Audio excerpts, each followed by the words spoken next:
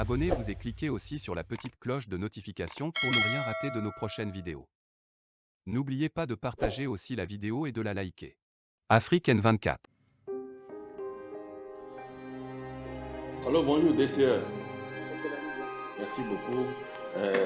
Mon prédécesseur dit que au Togo c'est le désordre. Ce n'est pas le Togo seul, l'Afrique en général. Vous savez, cette affaire d'immigration là, DCE, c'est le colon qui l'a fait sciemment et plus tard nos élites ou bien nos dirigeants sont en train de persister dedans.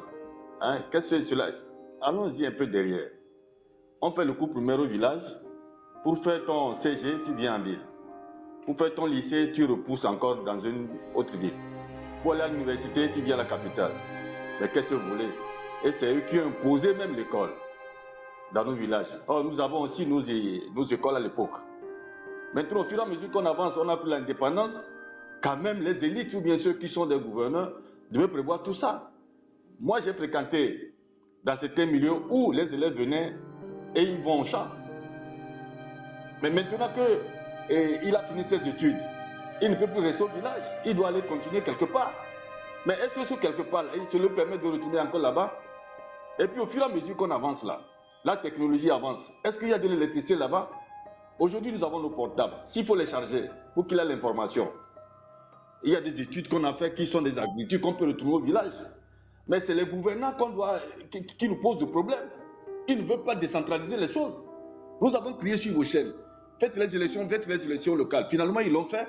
Mais au lieu de les accompagner, voici aussi. Et puis ça, c'est mal fait aussi.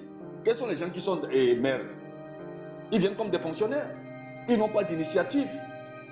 Un seul problème d'immigration doit toujours persister si on ne veut pas laisser la gouvernance, on est là seulement pour nos fauteuils présidentiels. C'est pas bien. Il faut penser au peuple. Vous pensez que si dans un village, il y a l'électricité, il y a l'université, il y a tout, qu'est-ce que le jeune homme a besoin de venir chercher en ville? Et puis il faut réellement moderniser l'agriculture. Aujourd'hui, l'enfant ne peut plus se baisser. Et pour cultiver avec nos roues, il faut la mécaniser, il faut mécaniser l'agriculture. C'est ce qui permettra même, après la mécanisation, on aura produit assez, on est obligé de transformer. Maintenant, ça devient l'industrialisation. C'est ça.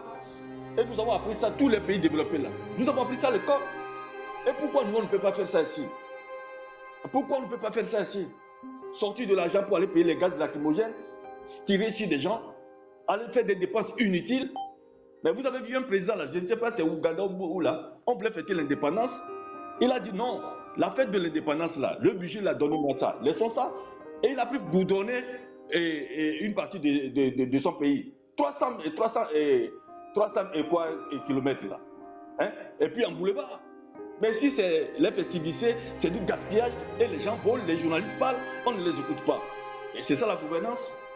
De toutes les façons, nous allons manifester pour ça le 25 juin. Ça, pour dire au chef de l'État, la mauvaise gouvernance, il faut les arrêter. C'est pas bien. Merci pour votre chaîne. Bonne journée, monsieur Telani, auditeur ami à l'Obudu.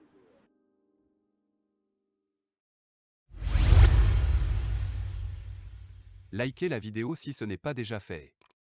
Laissez aussi votre point de vue en commentaire.